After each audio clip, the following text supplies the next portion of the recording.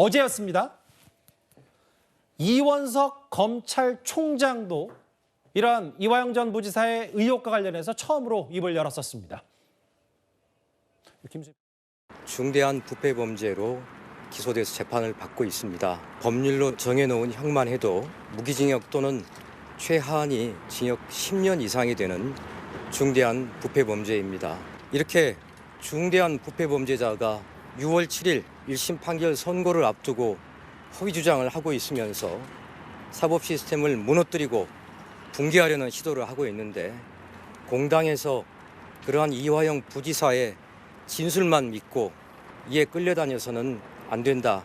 네, 이화영 부지사에 대해서 그 진술이 100% 진실이다라고 말씀하셨는데, 그렇다면 앞서 이화영 부지사가 이재명 대표의 대북 송금 관여 사실을 진술한 바로 그 진술도 100% 진실인 것인지 저는 되묻고 싶습니다.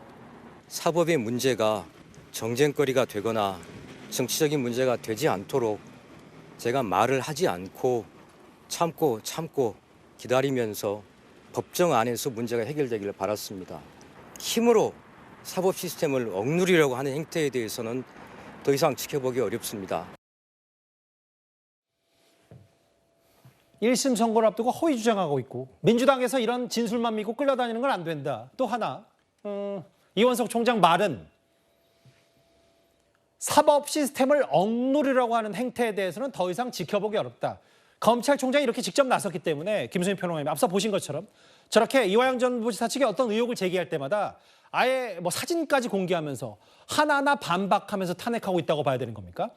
네, 뭐 그런 상황이고, 현재 민주당이나 이쪽에서는 뭐 공수처에 이걸 고발을 한다든지 혹은 대검 보고 감찰을 해라 이렇게 얘기를 하고 있지만, 예. 사실 감찰이든 수사든 간에 어떤 건덕지가 있어요. 소위 건덕지가 있어야 들어가는 거 아니겠습니까? 그게 없는 상황에서 근거요. 예. 네, 근거 뭐 이렇게 단초라도 있어야 되는 것인데, 그 단초가 안 나오는 상태가 계속 지금 이어지고 있는 것이고, 그러니까 뭘 할 때마다 내놓을 때마다 계속 검찰에서 반박을 하고 있는 이런 상황입니다. 이거는 이제 민주당 입장에서도 잘 생각을 해봐야 될 게, 계속해서 이런 상황이 반복되면 이게 랠리가 오고 가는 게 아니라 예. 계속 실점을 하고 있는 거거든요. 예, 이거를 이제 그러면 왜 이화영 전 부지사에게 왜 공당이 같이 얹혀서 가는가, 이 부분에 대한 국민적인 궁금증이 생길 수밖에 없고, 그리고 다른 걸 떠나서 일단 제일 먼저 드러났던 게 뭡니까? 이화영 전 부지사가 쌍방울 쪽하고 이제 전격 유착이 돼 있었다. 뭐 법인카드를 쓴다거나 이런 부분들 아니었습니까? 예. 그러면 이런 부분은 사실은 민주당이 공당이라면 당에서 먼저 징계를 해도 시원찮은 사안이에요. 근데 왜 이런 주장까지 끌려 들어가느냐. 그러니까 처음에 의혹 제기를 했을 때 민주당이 해야 될 정도의 일은 이게 사실이라면 심각하니까 한번 의혹을 검찰에서 해소해라, 이 정도 수준이었어야 되지, 이화영 전 부지사 입장들을 다 옹호한다거나 뭐 100% 진실로 보인다 이런 식으로 얘기를 하면 결국에 민주당 전체가 리스크에 같이 빠져들어가는 것이다. 이거는 자명해 보입니다. 그동안 민주당 뭐 당선인 30여 명이 수원에 있는 검찰청과 구치소도 찾아갔고 꽤 적극적으로 술판 의혹을 제기했었던 민주당인데, 일단 오늘은 침묵을 택한 것 같습니다. 이화영